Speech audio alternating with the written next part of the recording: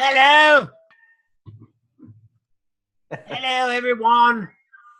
Hello. So glad to have you here. Hello. Hello. After the morning we had, it was crazy.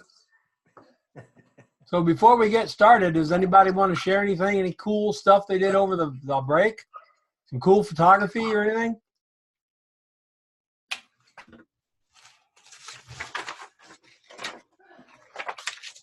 Well, I'll take that as an overwhelming no. I bought a an old window that's got several panes in it to create a background setting. Cool. I'm gonna see if I can maybe make a window box out of it. Cool. Yeah. Well, I'm still looking forward to the day that somebody changes from a DSLR to a mirrorless camera and doesn't write a blog post for it. I was wondering if any of you guys had done that. Anyway, well, cool. That Michelle, how big is your window? It is, let's see, 4 panes by 3 panes, and it's an old one. I got it at an antique store in Lake Elsinore, so I've had to power wash it, and I already cracked one of the panes, so I'm gonna have to replace it. I'm gonna paint it brown, and maybe rig up a light box that like with some LEDs, so it looks like a real window. Remember, you've got to use point source light. You can't use a softbox to get the now if you're going to shoot through the panes and with a white background and the window panes as being in the shot, that's fine. But if you want the window panes as shadows, well, my idea is to use it as a setting. So I'm going to have a table, the windows in the background. So I just wanted to create so that it looks like, since I could mount it in front of a sliding, well, I just don't know how to do that. So I'm trying to create something where it has a light source behind it. I'm kind of making it complicated, but I just don't know how else to accomplish it. No, yeah, you're on the right track. Basically, what I would tell you to do is to take a white shower curtain, cut it the size of the window frame, and then carefully tape it to the back of the window frame. Oh, okay. Stretching it so there's no wrinkles or anything. It's got to be stretched. Then when you put your softbox or a point source or whatever behind it, you're just going to get the window panes in white. Well, I saw a really cool idea where, because I only would have one light source, so I would be using that. Otherwise, I wouldn't want to be using it behind the window. But I saw a cool thing where they set up LEDs that you can actually, and my husband told me this word, potentiometer. So you can actually change the brightness or dimness of it so that it approximates evening or day or whatever. And so that's what I was thinking of setting up behind. Yeah, you can throw a speed light behind it too. Yeah, I don't have a speed light yet. So you only have one stroke? One stroke? No, but I am going to get a speed light pretty soon. So good. You saw us talking about the Amazon ones, right? I did not. Amazon has their own brand. It's called Amazon Basic Speedlights. They're $29. Oh. And they work fine. They work just fine. I have 3 of them. They just go and go and go. You'd suggest getting more than one then? You know what that price, Michelle? 2 of them for $60, free shipping. Do they have a lot of features like HSS and? No, they're just little strobes. Basic. Yeah. Okay. Yeah, I'm not enamored with that stuff. If people need it, then that's different. You're going to have to get I would probably tell you to get a Godox or a Yongnuo. Yeah, that's what I was looking at, is the kind of a mid-range Godox. Yeah. All righty. Let's get in here and look at our pictures. Fantastic. And first up is Chuck here? Chuck is here. I am here, sir. Hi, Chuck. How are you? I'm quite well, Don. How are you? Good. Did you have a good holiday? Yeah, it was an adventure, that's for sure. Good. Damned adventure. All right. Well, this guy is obviously a photographer. He is. Look at that collection of cameras. Wow. That's what inspired the photograph. We were at his house for an open house. It was the first time I'd ever been up there. And we saw the collection of cameras, and I went, ooh, editorial portrait. Yeah. Very nice. It speaks, you know, it tells you immediately what he is and what he does and who he is. Yeah, it does. And your behind the scenes shows a really interesting thing. You're shooting up at That's my butt. Oh, you aren't talking about that. Yeah, we were in very cramped quarters. It was he has a 500 square foot for what's the word? Ute, not a ute. Yeah, maybe a ute. And he has a spiral staircase going up to it. So Gert, yeah, Gert. Thank you. Okay. That's nice how you worked it all through here. So natural light from the top right. Yeah.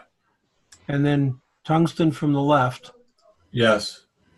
And then my friend John was holding the Godox AD200 with a beauty dish and a grid on it. Wow. I love the warm tungsten.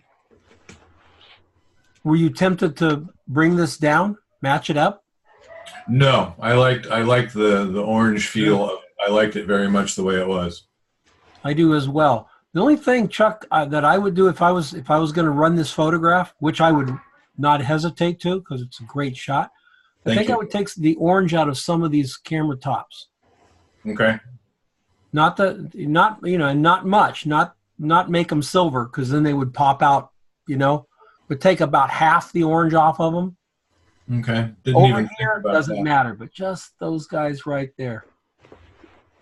Yeah, really, really nice shot, Chuck. Thank you. Really we had some discussions about the green flash. Yeah, that was my next question. So what is that about? That is a reflection from his front yard. Ah, well, I would tell you on that, I would fix it. Okay. Yeah. I just cut it out, get rid of the green. Okay. Yeah.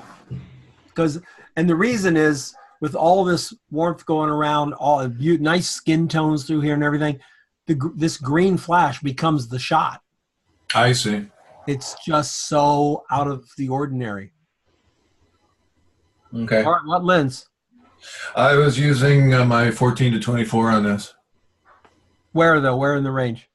Oh, I'd have to. I don't know. I'd have to find it. Okay. So. All right, probably somewhere around 24, I would imagine. Yeah, I believe it was. We were close. Yeah. I like this one, but of course the other one is so much more dramatic with all the cameras behind him. Okay. Well, I will fix the green and put it up on the group. Yeah. Yeah. Excellent. It's a very interesting shot. Email me a copy and I'll replace it in the gallery. Okay. All right. Nicely done. Well, really nicely done, man. Thank you. Nice shot. Is Daniel here?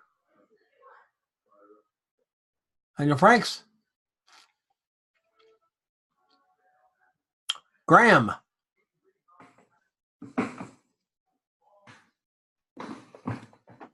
Nope, no Graham. If anybody's on Facebook, what's that? Sorry. What's that? Graham is here? Yep. All right, there we go. All right, tell us about the shot. What do you want to know? There was a big open window in front, big door frame at the back, so there's separation there. The event was a steampunk event in Goulburn, which pretty much fills the town up. It's a pretty major event for them. Well, there's a lot of really nice lighting. Gorgeous. The lighting is lit up nice, but what intrigues me so much is all this lighting up here, like these pipes, all of a sudden being lit back here. We got a highlight down the backside of that pole. We got a little highlight here. So there's a real feeling of depth to the shot, and that is created by these little areas that we hardly even think of. A little highlight there, little highlights up here. That's really, really nice. That pulls us, that gives a background that's very deep, lets our subject sit in front of it. That's very cool. Why did you shoot up? To get distance, it was really cramped. It was basically an entrance foyer, and the only way that I could get all that in frame was to get low into the corner and literally be beside the camera. So that was the best, for me, the best spot was low into the corner because I could see into, I mean, what I was looking at was all the top feature, and I wanted to get that in the shot. So this was the only way that I could get the frame that I wanted. That tells the story. All that stuff around her tells the story. Yeah. Yeah, very, very nice. And then you say there's a big window light behind you? Big window light in front of her and a big door frame behind. So a lot of lighting in there, but again, very dark up into the roof, obviously. Yeah. Well, very nice. This is a good shot. What did you shoot it with? 20 foot of 70, but I don't know what I mean, we were wide. So it's probably at the maximum of its extremity because we were very close. Okay. Really, really solid stuff. Love the lighting and catching all these little highlights up here. Couldn't get it much better than that. In post, what did you have to do? Not much, although I have spent a bit of time. There was on the lower wrist, she's got muscle tone there. So the separation of the muscles, it didn't look good because it created shadow. So I've cleaned that up. Where the writing is on the wall, London and all of that, I've darkened the writing a little bit so you could see it. Okay. The rest of it's just a little bit of dodge and burn. The highlights were all there naturally. Nice use of natural light. It was a gorgeous location. We've got we spent several hours there. 2, 3. Oh, yeah, but we spent about 3-4 hours at this one and 3-4 at the Willow. If you've seen the sorry, Suzanne's here with me. If you saw the Willow, which I posted in P52, the composites, they were shot on the same weekend. So we spent about, I think 1 day at the Willow, which is the composites, and probably about 4 hours here. And we only took 3 locations for the whole weekend. Very good. Really nice. Well done. Thank you. Well done. Okay, next up, Daniel Franks here. Nobody dinged in, so. Greg Reeves. Yeah. Hi, Greg. Hey. All right, so we've got nice and sharp. This is real pretty lighting on her for sure. So tell us your lighting here. Well, I used a big softbox camera right, a little high on her. And I've got a flash behind her, right on the wall. But right in front of her, right behind me, was a wide open window that had afternoon non-direct light, natural light coming in. Okay, but you say there's a light on the background? There is a light.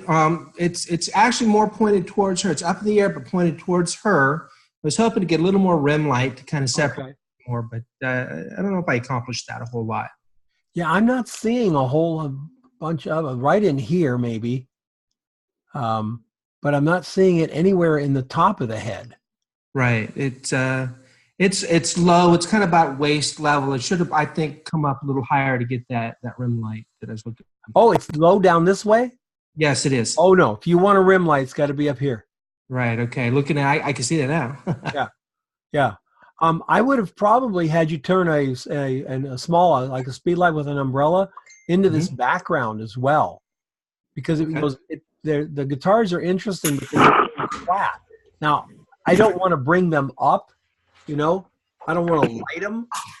I just want to give them some texture, maybe a small umbrella up in this corner coming this way, with just enough light to give about another third of a stop to here, and let this side go dark, or put it in this side, let this side go a little bit bright, and let that side go dark, which I might even like better, because then we've got light background against dark side of the face and dark background against the light side of the face. That gives us depth as well. The ukulele looks good. The hands look good. And the lighting on the face has got a nice, do you have your grid on this? No, that's just an open softbox, big 50-inch. Okay. And how close is it to her? Well, glad you asked. Yeah, I measured that. About 40 inches. Okay. Yeah. All right. So pretty darn tight. Yeah. Yeah. Look what it's doing down here. It's doing a beautiful job on the garment. You could bring this garment up a little bit in Lightroom if you wanted. Right. I actually did a little bit in Lightroom. Bring it up because it was really kind of dark and obscured. Could have brought it up a little more then. Just a little more, but not more than like a half stop. A half stop might even be too much. Okay. Just enough to feel these lovely folds and the textures here. Okay. So, all right, what lens? That was a 50 milliliter, 51.4. Okay. And okay.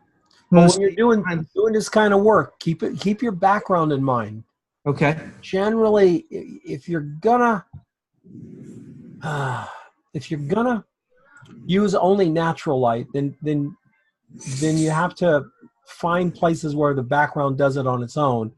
If you're gonna do it with strobe, then there really is no reason why you can't bounce one into the ceiling up here at 1/32 power, just a little wink, and add a little something back here. I would actually tell you this: if I was doing a shot like this, I'd probably light my background before I ever lit my subject. Okay. Because 50-inch softbox, right? Right. It's the background that's going to be the challenge. So right. Cool. Okay. All right. Solid. And like I said, the next picture is behind the scenes. So. Yeah. Like a speed light hey, right up baby, here. I love you.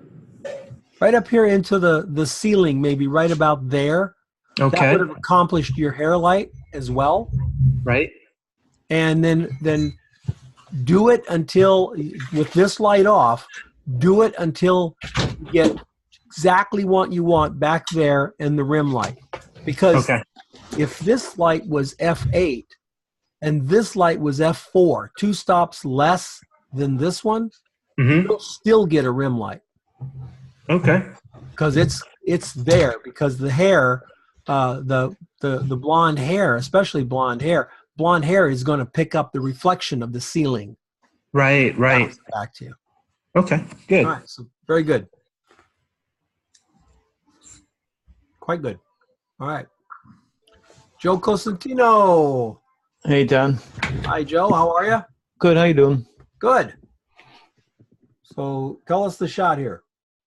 Kind of a simple shot. It was supposed to be natural light, but turned out it snowed all night and there was no, supposed to be a sunny day. I had a reflector in the car and stuff, but I brought a flash with a 24-inch small octo, and I ended up using that just to kind of lighten up her face a little bit in the front. Okay. Well, you've got the exposure. I mean, you're dead on with exposure throughout this picture. You've got the white car with detail. You've got dark with detail and all of that. But what I'm not seeing is I'm not seeing a spark from that light. I'd love to see. Yeah, it's a little flat, which is understandable. You're under a great big giant softbox to begin with, right? Yeah, basically. She was a little bit dark, so I just kind of set the flash up and shot it up. It's off to my left. Camera left just a little bit. Did you see what would happen if you Could have changed the gone shutter off to the speed side down? a little bit more, maybe. You took your shutter speed shorter? Did you do any of those? Let me look and see. I don't know if I did or not. That was at 100th of a second. See, at 125th of a second, we're going to start to darken this background. Right. About 160th of a second, it's 2/3 of a stop less. But she stays the same because she's lit up from your. She's lit, right. Yeah. I'm just looking. I've got a few. I don't like the composition. I've got some at 125, 160th, and it is the background is a little bit darker and it kind of separates her a little bit. Just looking quick over here. Okay. Well, I'm going to come back to this image because I'm going to. Okay. I'm gonna. Did you see that thing that we posted on Facebook about color grading with gradient maps? Gradient maps. No, I really liked that. Thanks for posting it, Don. That's a really great. I've never seen that done before, Gene. I was really, really excited about what it does. It's very cool. Okay. Yeah, I liked it a lot. Thank you. I'll Me too. show It you was the best thing ever. Well, it's sure a much easier way to color grade than some of the other ones where you have to invert layers and stuff like that. Oh yeah. I mean, it does it differently, of course. They're not apples to apples, but still, there's some nice things, and you can build your own gradients and just go to town with it. All right, very cool. Okay. And we'll come back to that, Joe. Okay. John. Oh, John. Mark. Okay, probably either tomorrow. Michael Carpenter.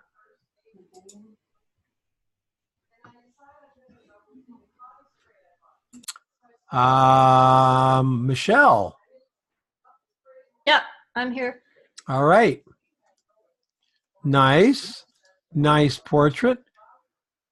Love this stripe of light coming through. It's just, powerful. Yeah. So what did you do here? Well, this is the backyard of the person that I'm shooting, my friend Marty, and she's I don't think she's ever gotten Master Gardener certification, but she might as well have it because she's, she loves to garden. Those are like behind her is one of the 2 water tanks that they have to save water, and that was her workbench. And I wanted to shoot the garden, but it's just not a great time of year for the garden. It's dormant. So I'm going to go back in the spring and shoot it because she'll have a lot more going on then. But I mean, so this is the backyard, the workbench, and I kind of got in the corner so that I thought this was the most interesting angle when I was. We got a lot of nice leading lines here. Yeah. And then also I'm not shooting into the sun. It was a nice sunny day. So. These leading lines coming in here. In here, these pots leading up, even these circular ones lead us into her. Yeah, it's a nice, clean, well done shot. Fine. Just if I was running a magazine and I needed a shot of this horticulturist or something, this is what how long did it take you to do the shot? Oh, I probably shot in different places on her property for, I don't know, 45 minutes to an hour, but yeah. I think I probably maybe took 15, 20 minutes to get this shot, because I would take a picture and look at it. And then I would take some shots from some different angles, and I kept coming back to this because I just like the way everything led in, like you're saying, to where she was standing. And she's just, I didn't tell her to pose anyway. She just, posed really great. She looks totally natural. Yeah, well, it's definitely her environment. So here's the reason I asked that. And this is for everybody. These kind of portraits happen in local and regional magazines all the time. 30 a month, 40 a month. Per magazine. You get into an area. Michelle, you're in Salt Lake City? No, in California, Corona. So I'm in Southern California, like down in Temecula, San Diego. Okay, so in your area, probably 300-400 a month. Oh, Okay? yeah? So in a magazine, a local magazine wants you to do something, especially with a business person. They've told us business person that you won't be there to bug them very long. Right. And it's very important that we can get in and get a good, clean shot like this in 15 or 20 minutes, because it's maybe all we have. I'm going to contrast that with Chuck's shot here. Now, Chuck, this did not take 15 minutes. Am I right? No, we were at this for about 2.5 hours. Okay. So depending on which magazine and what you are doing for that magazine, there's that, and you guys are probably at the stretch of the useful time. I mean, if you're going to be there 6 hours, we have to have a long conversation. If you're going to be there 2 minutes, we're going to have another conversation, but it's going to be briefer. Okay, you can't do that. But yeah, about 2.5 hours to 30 minutes, maybe. Sometimes that's all you get. And Michelle, you found a good spot. It works. Yeah. And if this, depending on the assignment, what they're doing, they might have wanted a cover shot, a shot like this for the inside, an opening, an article front page shot. They give you this little shot list, and you simply, for $300 or $500, what you're going to get paid for this, you really can't justify being there all day, right? And I guess the nice thing is she did have a limited amount of time, so I was forced to work. And I took some other shots, like of her in a hammock and shoot another one holding a fig. And there was one other one that she was standing in the front garden, but her face is not really super greatly lit on that because I had the tree overhanging her. But what's important is that you deliver the best shot you can within the time frame that they've given you. Mm-hmm.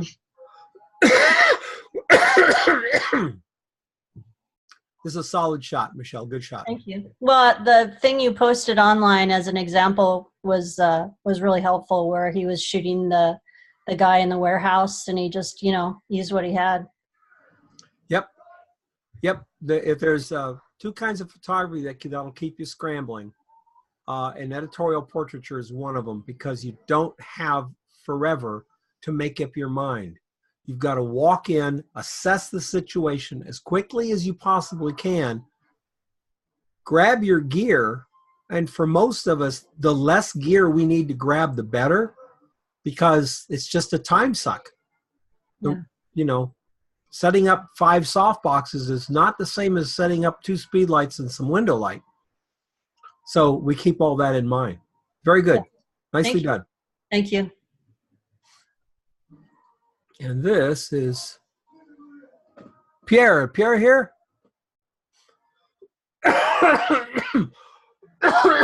Nope.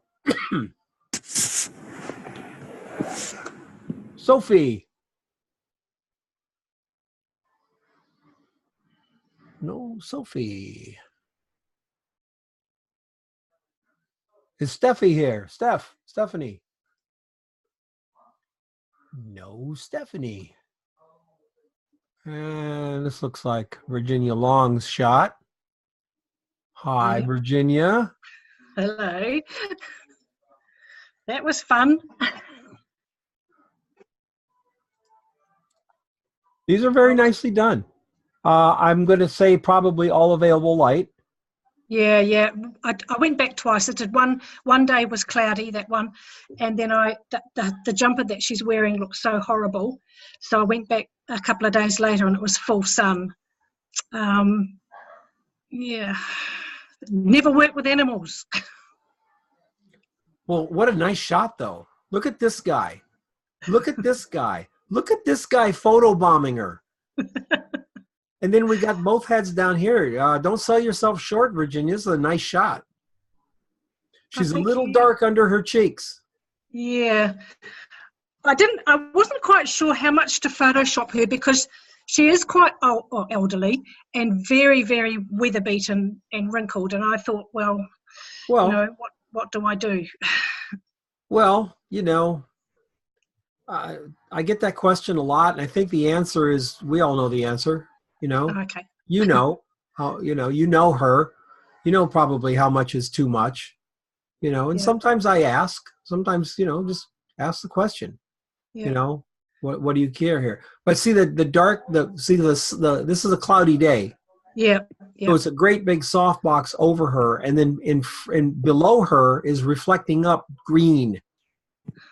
And green is not a bright color. The question is, what happens if you bring a strobe in with these? I was going to say these dumbasses, but I don't know if they're dumb or not.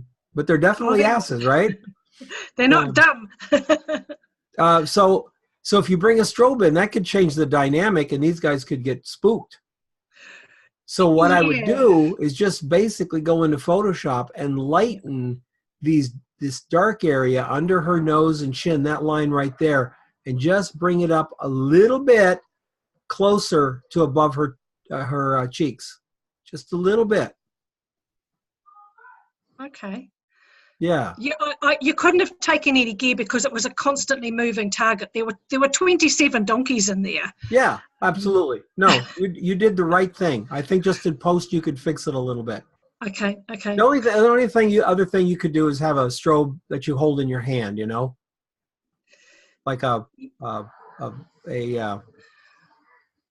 24-inch softbox on a speed light, and you just put it up over your head and shoot it. But I don't know. I don't know what these guys would do. Some horses that are used to it, you can do it. Other horses just absolutely freak out. So you always want to check with the owner. These are they're not like cart pony donkeys, are they? Some of them are. Yeah. See, they may be used to it, but if they're just donkeys. How do you say donkey without saying donkey, like in Shrek? You know what I'm saying?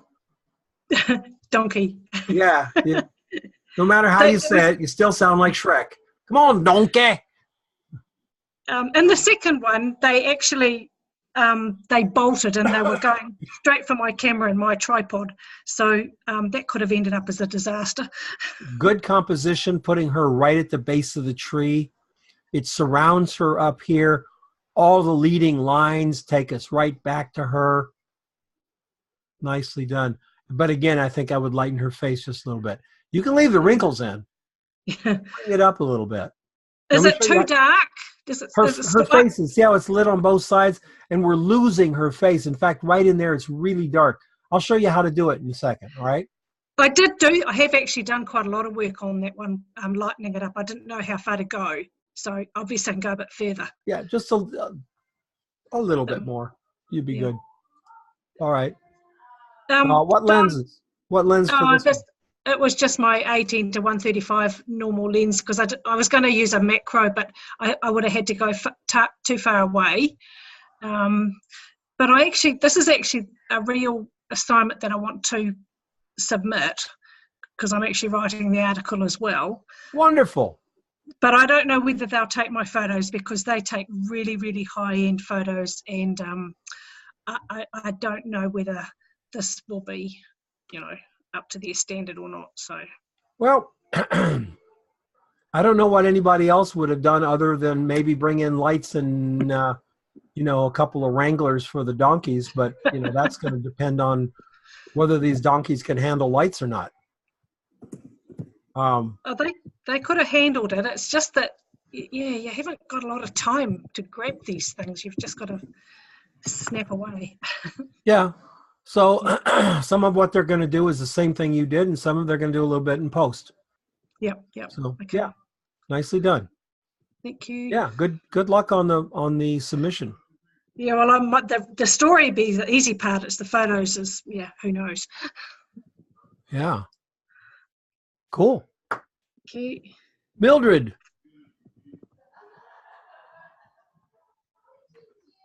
Mildred, are you there? Mildred, I can't hear you. I don't even see a microphone on you, Mildred, at all.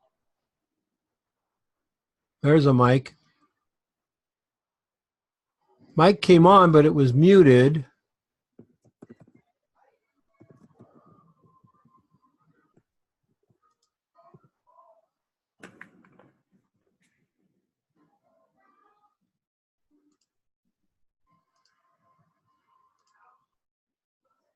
Something's going on with your audio, Mildred. So see if we can get that fixed. I'm gonna grab.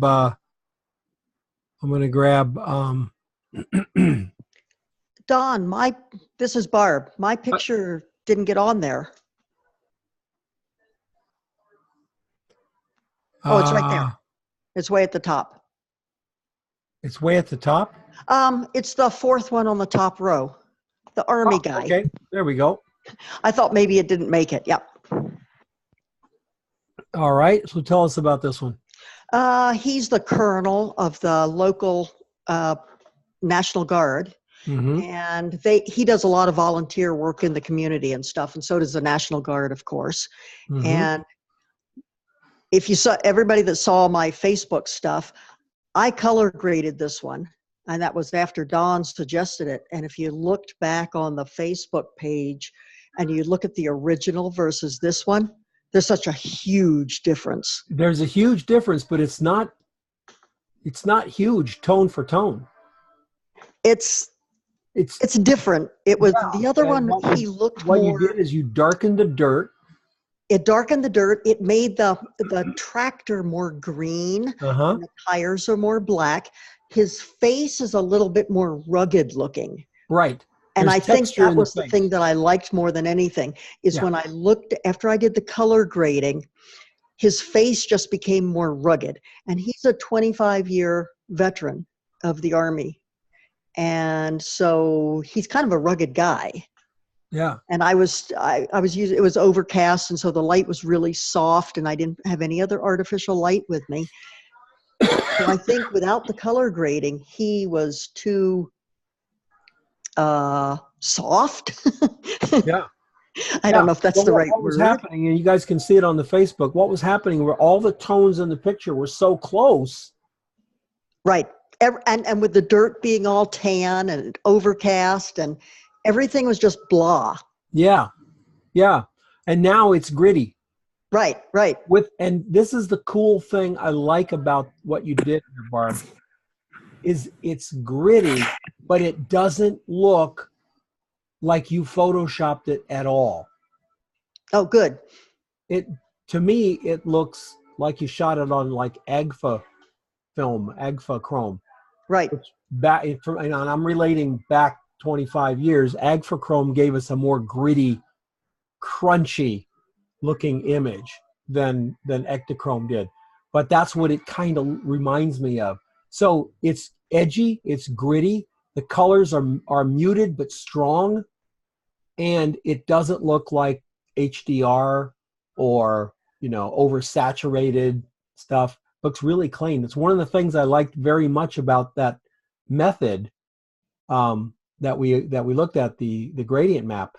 About that method was it gives us the ability to create what we want, and then you can back off with the slider, and then you can paint out because it's a mask. Yeah, I think I dropped the opacity down to about 30%, and then I actually changed the color in the darks from the gradient that I used, that the ones that came with it, and I actually changed it a little bit and made it a little bluer. Yeah, so the colors are gritty. Nicely done. Thank you. Can I just ask a question on that? Yeah. Just how did you pick the colors, Barbara? How did I pick them? I went through the ones that, if you downloaded the Action, you could also download all his gradient maps, and there's how many, Don? Maybe about 15 of them in there? I was gonna say 15 to 20 somewhere in there. Yeah, and I just went through each one, and I just tried each one first, and I found one I kind of liked. I dropped the opacity down, and then I went, I don't really like, I want to change it a little bit. I want it a little bluer because it was too warm. And so I just went in and changed the color. So it was just kind of random, but I started with one of the gradients. One of the things about having a nice, with the action. And one of the things about having a nice set of gradients to start with is, because you can do it, you can just create one on your own. But if you have some place to start, then you can mess around with both those colors and get exactly what you want. Right, right. And then you can save what you found. You can save that as a new gradient. Oh, I didn't do that. Yeah. I should have. So if you have something you really like, minutes. You can do that. Yeah, it only took about 15 minutes to do it with that process. That was it's really awesome. Yeah. And it took what really looked like a snapshot and really made it stronger. Yeah, it did. Yeah, very cool. What lens did you use, by the way? 70-200. At where? Do you remember? About 80.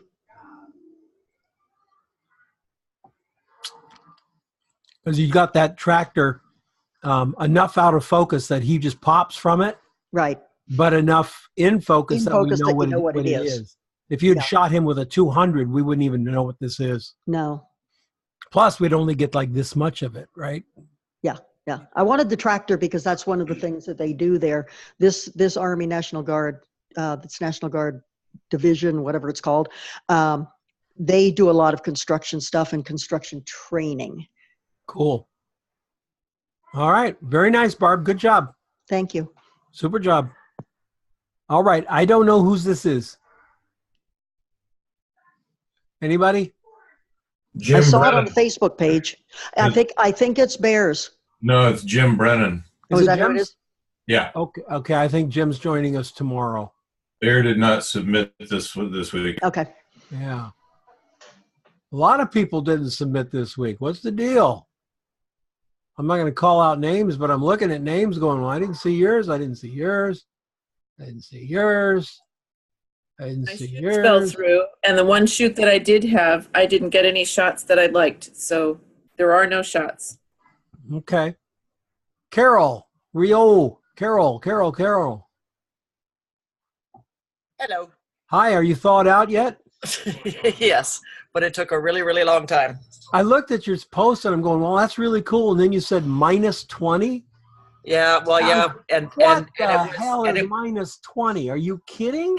And it was really windy, like windy enough that like all of our eyes like were just pouring water out of them. Like it was windy. So it. And that's Fahrenheit. So no, Celsius. So that's Celsius. Okay. So it's probably, I don't know what the conversion is on that. Minus 20. That might be about 5.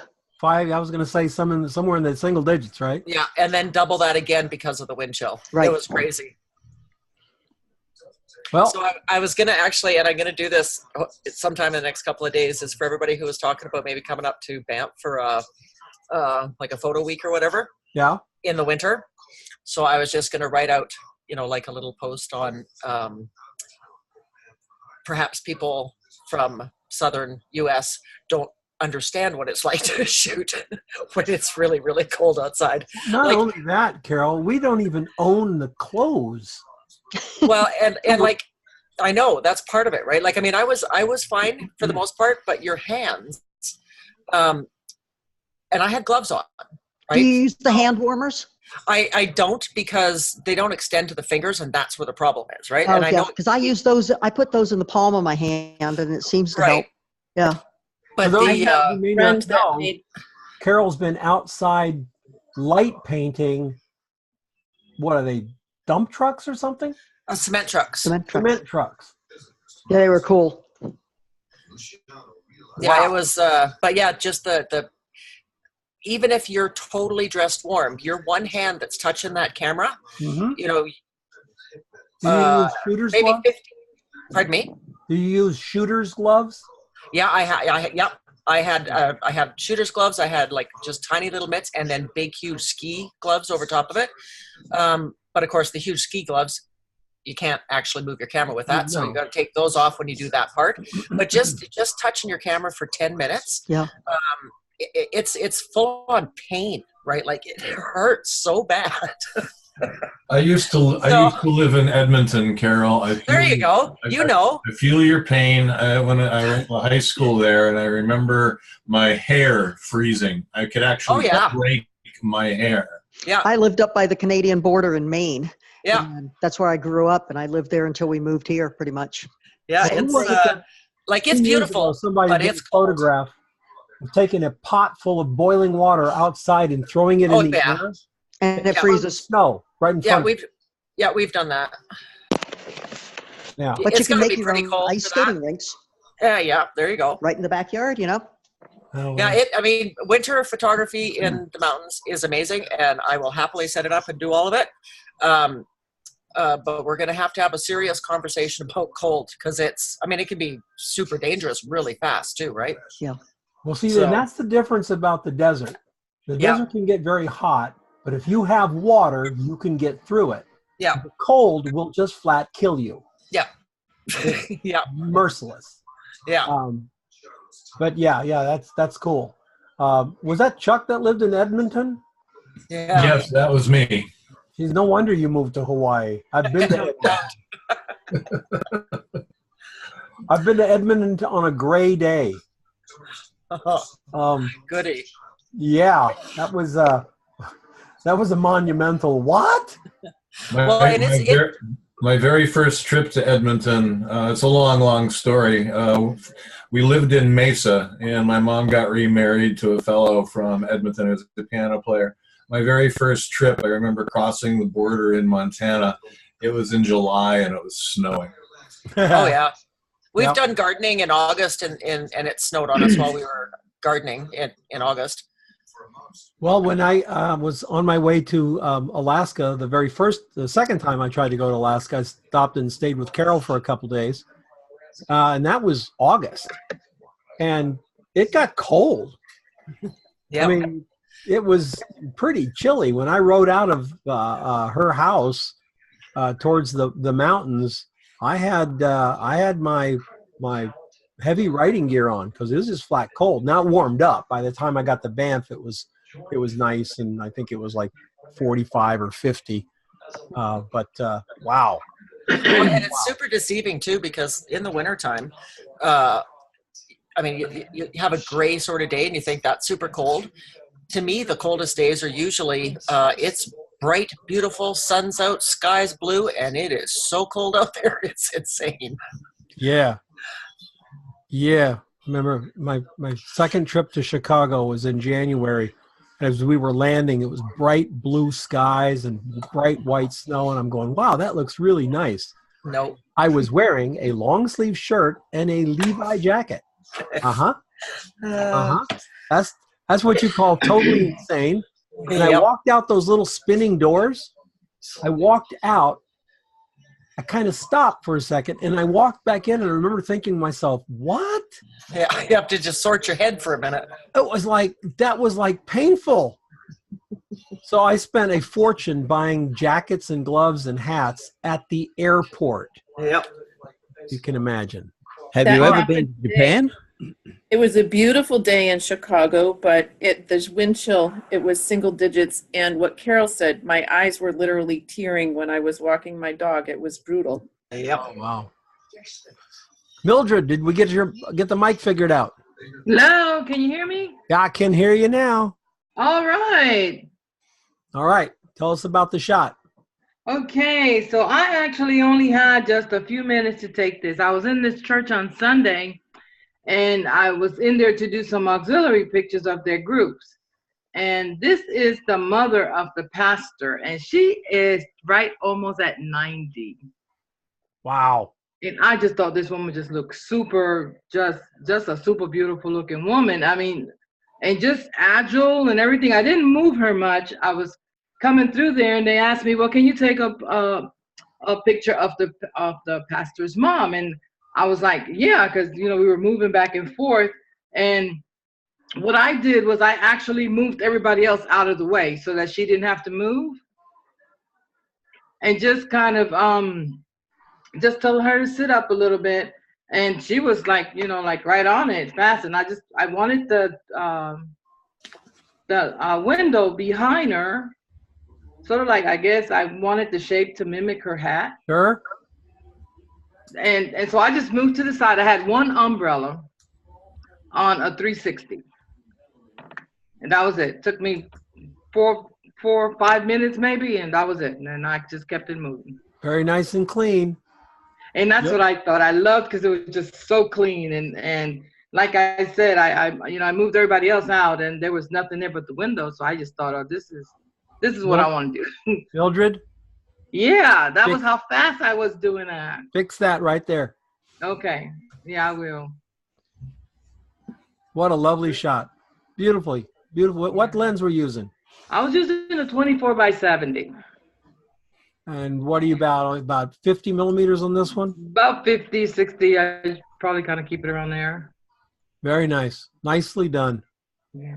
Thanks. Yeah, I was really tickled with that. Really nice. I was tickled with her. Yeah, no kidding. I was. I just had that one softbox just to the right of the camera. A softbox or umbrella? I'm sorry, the umbrella. Okay. And was it in bounce or shoot through? I bounced it. All right, cool. I bounced it on it's on a white. Mm-hmm. The inside was white. Excellent. Good job. A medium size one, I guess. Like 30 something. Well, you turned out with a very nice photograph. Can't beat that. Cool.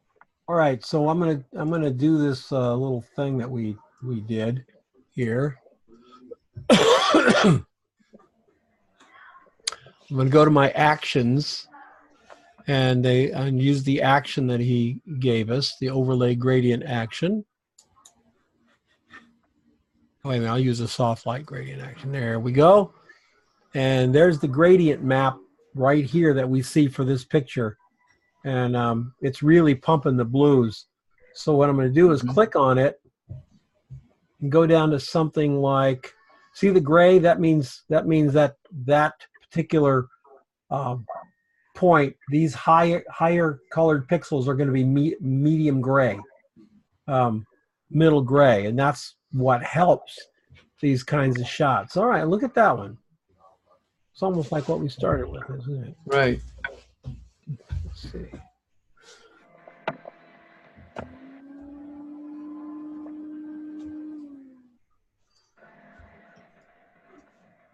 I'm kind of liking this one. It seems nice. All we're doing is messing with the mid tones. We're not messing with the high tones. Mm-hmm. But we can take this guy and we can drop him down a little bit and change where those pixels are being affected. So now that's not so dark back there. It's a little bit more in keeping with Joe's original vision. So then we just go okay, and didn't change it a lot, but we gave it more punch, right? And that's what these color grading things can do. We just give it a little more punch, because this is obviously, the best you can do on these overcast conditions. Because if you try to get any kind of contrast in the camera, it's going to look terrible. It's just going to look terrible. But on something like this, we got a little more modeling in the side of the face. The box looks brighter. The blue looks brighter. This is a little bit darker back here. Yet the whites are virtually unchanged. The white car still looks like a white car. So, same things to think about, Joe. Okay. I never saw the link in the Facebook. I just saw the link in the chat room and just downloaded the actions. Okay, it is yesterday. No, it's Monday's video of the day. I dropped it in the chat. Okay. Yeah, thanks. That's where I picked it up from. I didn't see. I'll have to go back and look. All right, very good. Super cool, guys. Well, welcome back. Gosh, I've been waiting for this for a while. I'm glad to see you back. Yeah, it's only, the hiatus was only really 2 weeks, but, man, it gets a long time because I so much enjoy doing this, looking at the photos and seeing what you guys did. Those of you who didn't do a photo, well, maybe you get 2 next week, okay? You know, really focusing on portraits and doing the best we can with some portraits. So, Hey, so Don, I any have a questions? question. Yeah, Don. You know, when you put up the assignment notes, and you said it had to be for a charity, a editorial for a charity shot. I took that literally. Is that not what I needed to do? You know what? I haven't even gone in and looked at those pictures. I should go and do that. You put it up in the right folder, right? That's what I thought this assignment was. That's what this one was. Oh, That's okay. what I did too. With the Yeah, that's charity. what I did. I made Oh, sure. okay. Yeah, Pretty. this is fine. Any shot can be for a charity, right? Oh, okay. Any shot can be for charity. That's just fine. Okay. I have a question for next week's. Can we have more than one person in it, or just one? All right. Next week That's a is. studio shot with a single light or a single light source on a plain wall or. Ooh, plain I really want one person. Just one?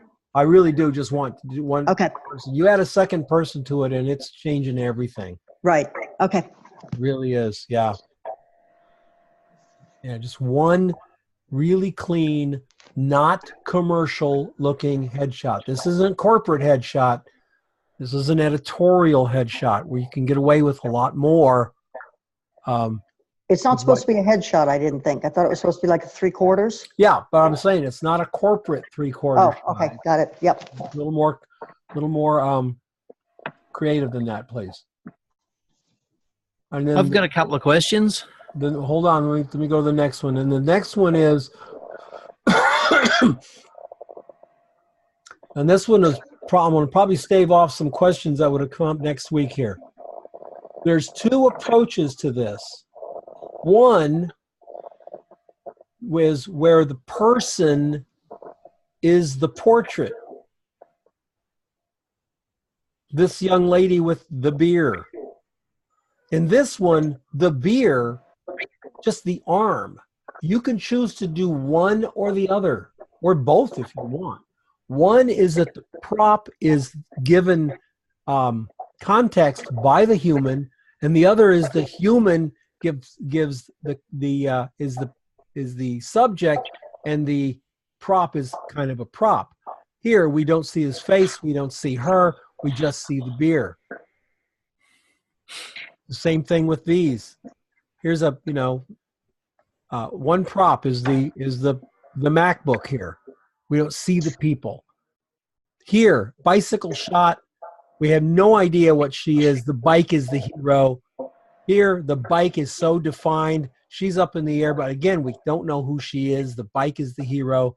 Here, we're looking up at him. His face is there, but the bike is the hero. Then we go down here. She's the hero with the bike. He's the hero, and I guess he is the bike. And the same thing. He is the shot, and the bike is the prop. You can do it either or both ways. Any questions on that? Ooh, that's hard. You know what? When you said that, I kind of smiled. You know, one of the things that happens in this business is no matter how well prepared you are, the very first job that comes into you, it's gonna scare the crap out of you. The last one did that. Because no matter you could do this for a year. That's 52 shots. You could do it for 2 years, 104 shots, and I'd still bet that the first job you get called for didn't resemble any of those 104 jobs. It's going to be something totally on the outside of that. But after doing 52 jobs like this, you're going to have a great way to break it down and make it work for you. And that's the goal. It's all problem solving, folks. It's all problem solving. Don, in the examples that you scrolled through for assignment 17, the arm with the beer and then the girl holding the beer, right? Is that some of Joel Grimes' work? I don't believe so. No, I don't believe so at all. Okay. Yeah. I mean, she is obviously cut out, right? Yeah. Because see the light on her chest here and on her stomach? She's right up against this wall. There's no place that light could have come from. So, okay. And then the beer is cut out and placed there because the beer is golden, and this is a green wall. If the beer was really sitting next to this green wall, we wouldn't see the beer.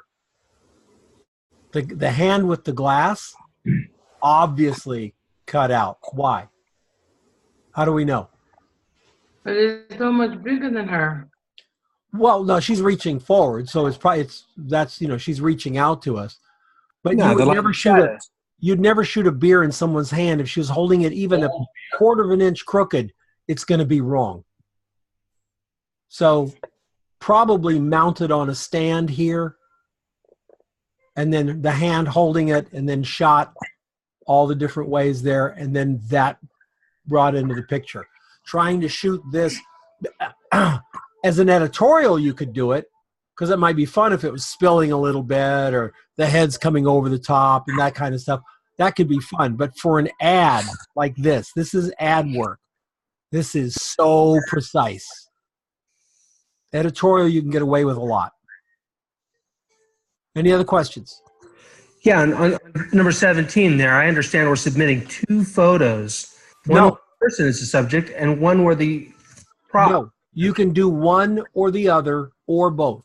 Okay. So I don't want it to be an impossible assignment. But if you've got a guy and he can hold the bottle, why not try something else, right? He's there. If you have her there and you need some help lighting, give me a call. I'll fly up. I'm going to hold you to that. Yeah. If you got a couple and they've got a scooter, if you've got that, then why not try a few other options? But I don't want to feel that you're forced into do both shots. If you just really come up with a shot like this, then great. That's what you do. Okay. Chicago is cold, Don. Are you sure you want to come here and help me with the babes? With her? Well, I've got blondes with boobs. I can arrange that. If we shoot it outside, you'd just be one giant goosebump, and I can get texture. Well, we can work on that too. Yeah. Did I mention I'm going to have a problem here in Australia with my next lighting? It's summer. Yeah, that's right. I've got a couple of questions, seriously. Yeah. You're talking about regional areas doing 30 shots a month. Wow. Who'd be the contact for editors? Yes, absolutely. Yeah, that was remember the entire other set of magazines that no one ever sees. What are they called? Anybody? Local. I heard it. Somebody said it. Trade. Local. Trade Trade. magazines, of which there are probably twice as many as consumer magazines. My ad agency. How do you get into that market? You have to. I'll tell you one thing we did. We went down to the local hospital and went into the doctor's offices, because a lot of the doctor's offices had all these trade magazines laying around, and we shot them. We called doctors and asked them what trade magazines they read, and they gave us names. When we were working with WebMD, we wanted to find out all the trade magazines. We found 140 medical trade magazines. 140. And they were everything from like Cardiology Today. There was 2 or 3 for thoracic surgeons. There were at least a dozen for eye doctors. And these are all these little trade magazines. And because they're trade magazines, they really can't give you this song and dance about, well, this will be great for your career because everybody's going to see it. No, ain't nobody going to see it. Thoracic surgeons are going to see it. And rarely do they go, hey, let's hire a photographer. So they pay. And they pay fairly well. That was actually my next question. What's that? What sort of dollars would you expect to be asking for this sort of work? Nope. Cancel that out right now. You do not ask for dollars for magazines. They tell you what they got. Okay. Because the way a magazine works is the art department has a budget. They are going to be able to spend X amount of dollars per issue. And then they spend their time figuring out how much money they can allocate to each one of those stories they have. So they may go, if we hire Graham, we can get Graham, we can go to the higher end, maybe $500, $500, $600, $1,000. That means for this one down here, we're going to have to go to stock. So that's why you see bad stock photos and things like the airline magazines. But you'll also see some really good photography. And that's because they take their budget and spend it on that. So you don't bid magazines. They tell you what they have. I'm liking this a lot more. And do you know what you do for your first 2 years in business? I'm telling this to every one of you. You say, okay, and you shoot the job. If they're only paying you $200, you say, okay, and you shoot the job, because you need to shoot jobs more than you need to haggle with them. And trust me when I say, if they're offering you $200, that's all they're offering. Paul and Jean and Mildred, Mordecai, that's all they got in the budget for that shot. Is that true of restaurants, except that they're operating on a project basis? They only have so much budget? Well, their budget isn't, they're not a multi-layered thing like a magazine is so multi-layered. You got the budget for printing and the budget for writing and the budget for editorial. And you've got to pay your ad salespeople. See what I'm saying? Mm-hmm. They may have more wiggle room.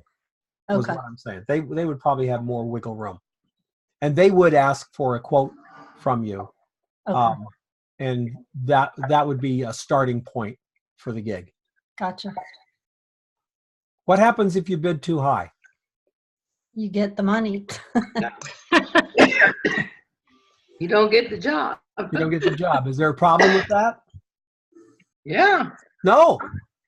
There's not a problem if I don't get the job. I bid too high. No. You bid too high. If you bid what you were happy to receive, Mildred, Yeah. and they didn't want to pay it, you don't need to do the job. Okay. Because otherwise, how will we ever decide what we're going to charge for something? So I would write down and get that price list so you have it by the phone, have it by your computer for emails. And you say to yourself, look, I'm $1,500 a day. And if they say, oh, we can only afford $9, you don't go, oh, okay, I'll do it for $9. Because if you'll do it for $9, why didn't you tell them you do it for $9? Right? Right. So if you believe you're setting it at 15, then you say 15, and they say, oh, we don't have 9, we only have 9. You say, well, thanks so much for calling. I hope we can work together in the future. Otherwise, you're not negotiating. You're just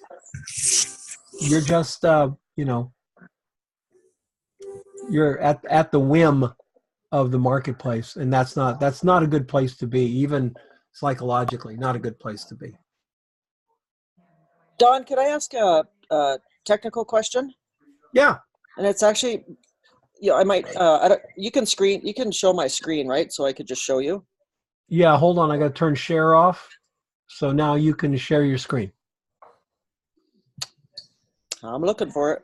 Oh, there we go. It says Carol Rio. So what do I do? Down at the bottom, you should have a little. Oh, share. Yeah. Yeah. Okay. And remember to share your live screen, not your whole computer. Unless your whole computer is the program that you're showing. Okay, got it? All right, yeah. Okay, so this bumper on this truck last night, it's like, I don't know, 18 inches high.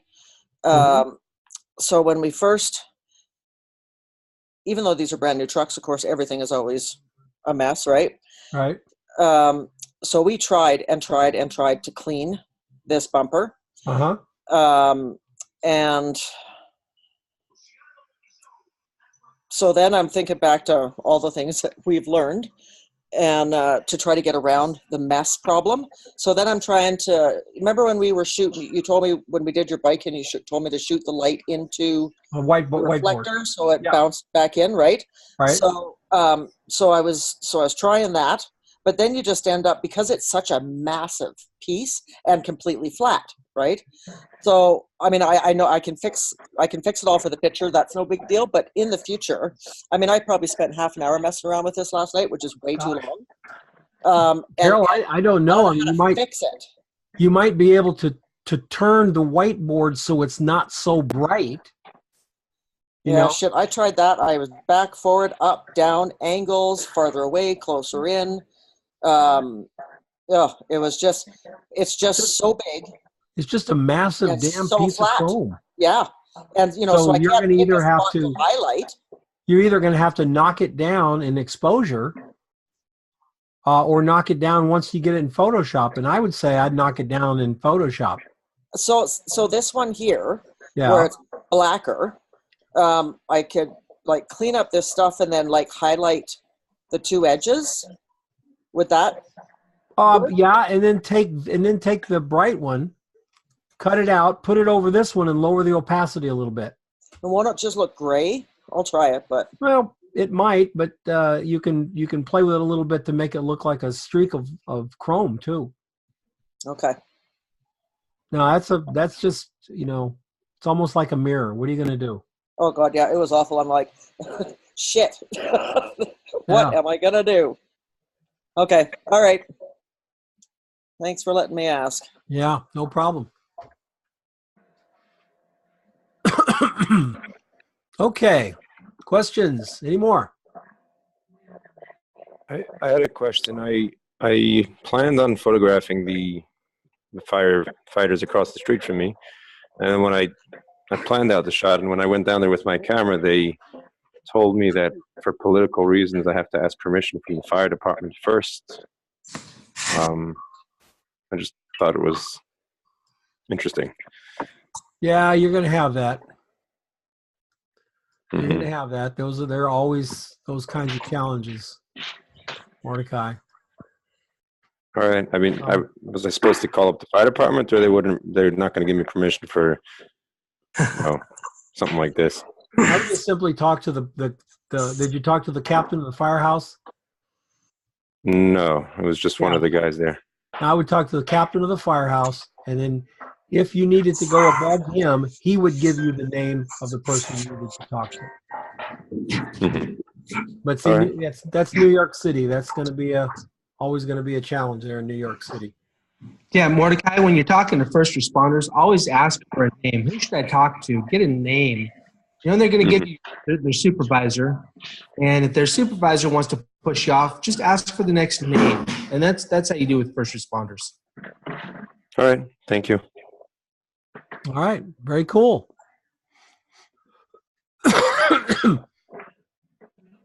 Anything else? Very cool. All right, glad we're back. Sure wish we could have been back this morning, but Zoom. By the way, for those of you who are hanging on, Zoom had it fixed at 8 minutes after the hour we left. So it was down for 2 hours, and then always the way. At noon my time, at noon 08, it got fixed. So what do you do? I guess it wasn't in the cards. All right, everybody. Have a great rest of your week. I will see you next week with our studio type portrait, whether you do it outside or inside, whatever, studio type portrait. And then the next assignment comes up this Saturday, and it's another portrait. So keep your people close, and we move on to glassware. Oh no! Flatware. So. Oh, did I hear a disparaging? No. That was Virginia. Virginia, glassware is what got me into this mess. That is out of my comfort zone. Let me say this. I'd like to say glassware is easy. I'd like to say that, but unfortunately, it's tricky. So there's going to be a little bit more depth to the posts for the glassware and flatware than there were for other things. So really going to walk you through it and get you in a good position so you're not frightened by glassware or flatware.